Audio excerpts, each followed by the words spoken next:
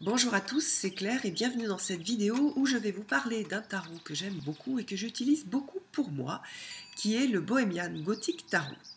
Alors il est fait par l'équipe de Baba Studio qui est à Prague et qui a fait quelques jeux de tarot assez exceptionnels. Donc ils auto-éditent leurs jeux. Donc oui, Prague, c'est pour ça que j'ai mis en arrière-plan cette belle horloge astronomique que l'on trouve sur une place, sur la place de Prague, sur la place principale de Prague. Alors j'ai acheté ce jeu sans boîte, c'est-à-dire au lieu d'acheter le jeu dans la boîte, j'ai acheté un jeu plus une pochette. Donc voici le jeu. Et la pochette, donc j'ai acheté une très jolie pochette en soie. Voilà, elle est magnifique, la soie est très très douce. Là, c'est des petites perles. Et on a à l'intérieur du rouge. Donc je suis très contente de cette pochette. Il faudrait presque une autre pochette pour la protéger tellement elle est jolie. Alors les cartes. Donc d'abord le dos des cartes. C'est un dos argenté. Donc là sur la vidéo vous n'allez peut-être pas trop le voir, mais donc on a une sorte de dessin avec des fleurs avec un dos avec donc la partie grise est argentée. Voilà la tranche. Donc là elle n'est pas du tout, elle n'est pas brillante, c'est une tranche classique. Si on compare la taille des cartes avec un tarot de Marseille, vous allez voir que les proportions sont différentes. Elles sont assez grandes, voilà, elles sont plus hautes qu'un tarot de Marseille et beaucoup plus larges.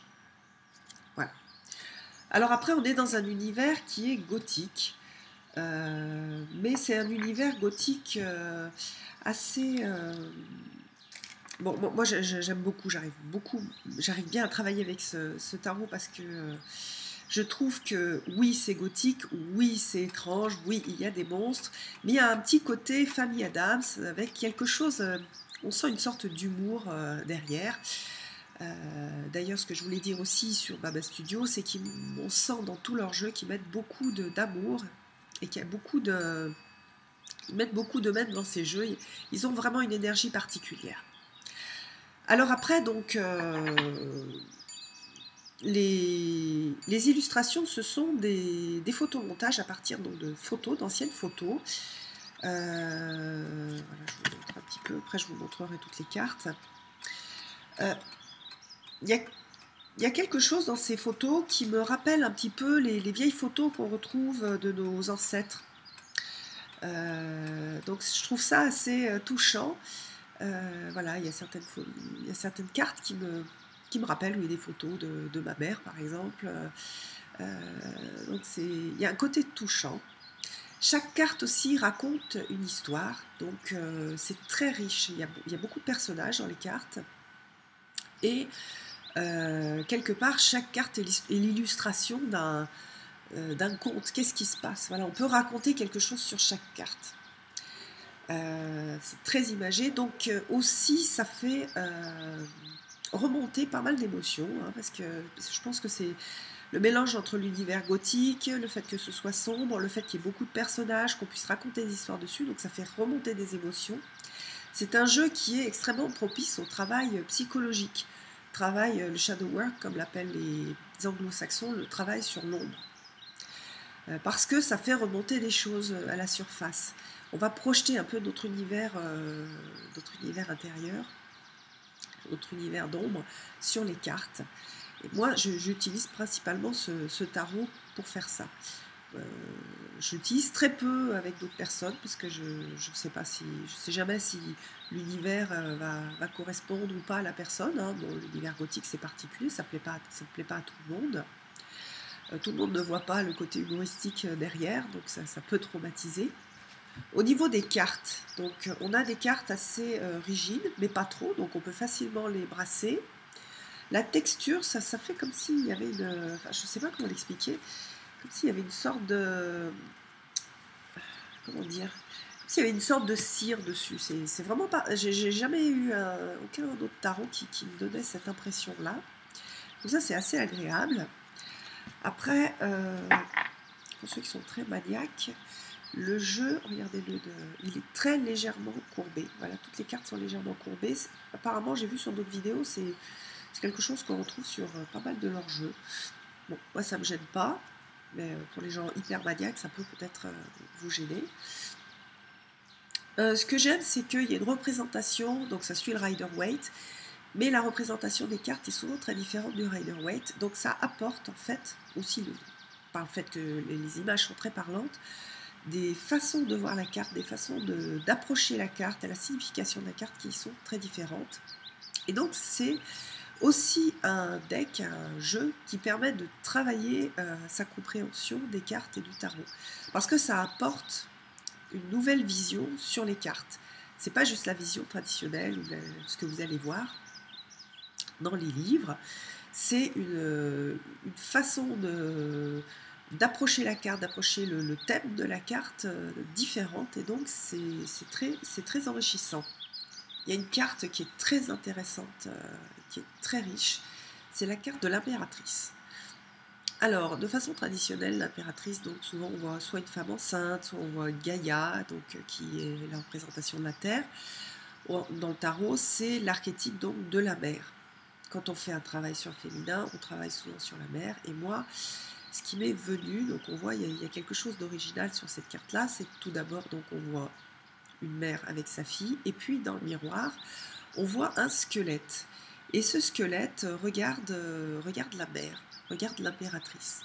Là-dedans, il y a quelque chose de la transmission, c'est-à-dire quelles sont les valeurs qui ont été transmises, de quoi je suis dépositaire dans ma lignée familiale, dans ma lignée de femmes.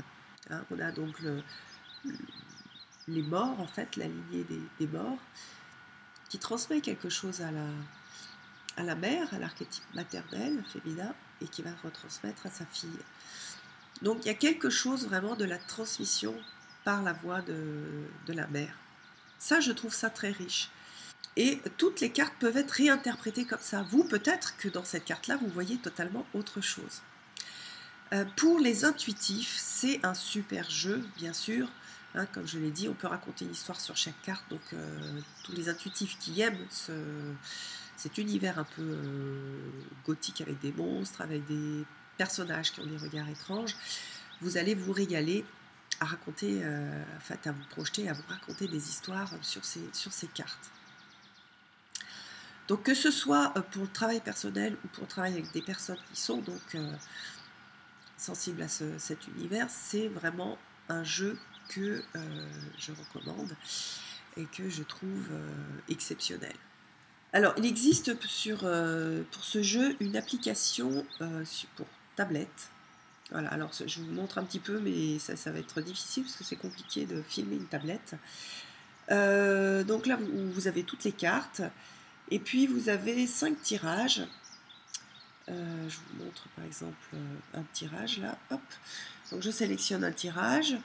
L'application marche très très bien. Voilà, vous choisissez vos cartes. Donc après, vos cartes sont affichées. Vous pouvez cliquer sur la carte. Vous avez une version de la carte en très grande. Ça c'est super agréable parce que du coup ça permet de bien voir les cartes. Et puis, j'appuie en même temps que si vous retournez la carte, vous avez l'explication sur la partie blanche. Donc l'explication traditionnelle ou l'explication de Baba Studio, avec quelque part leur vue personnelle de la carte. Donc, alors maintenant, je vais vous montrer un petit peu toutes les cartes pour vous fassiez une idée donc, de cet univers particulier.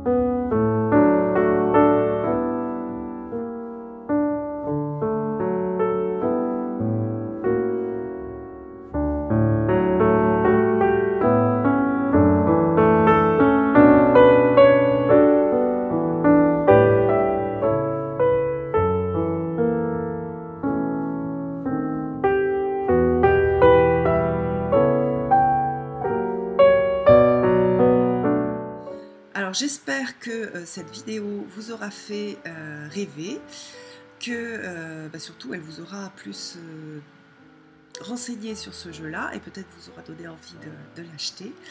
Je vous souhaite une belle journée et puis je vous donne rendez-vous pour une prochaine vidéo. Bye bye!